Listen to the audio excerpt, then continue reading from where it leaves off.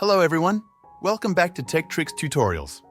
In today's video, I will show you what to do after you update your iPhone to iOS 18.3.1. If you haven't updated your iPhone to iOS 18 yet, or you're planning to do so soon, this video is for you.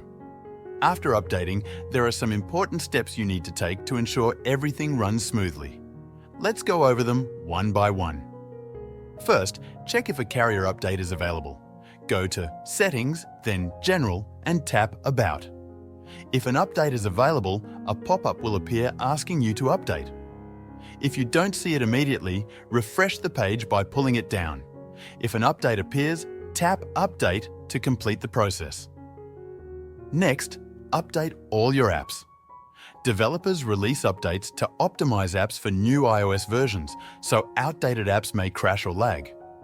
Open the App Store, tap your profile icon, and scroll down to find Update All. Tap it to update everything at once or update apps individually if you prefer. If you are using the beta version of iOS, make sure you disable beta updates. Go to Settings, then Software Update, and under Automatic Updates, turn off beta updates. This ensures you only receive official updates. After installing the update, give your phone some time to process background changes. It's also a good idea to charge your phone to at least 80% or fully to 100%. Once charged, restart your iPhone by turning it off and back on. This helps prevent common post-update issues like touchscreen glitches or network problems. That's it. Thank you for watching, and I'll see you in the next video.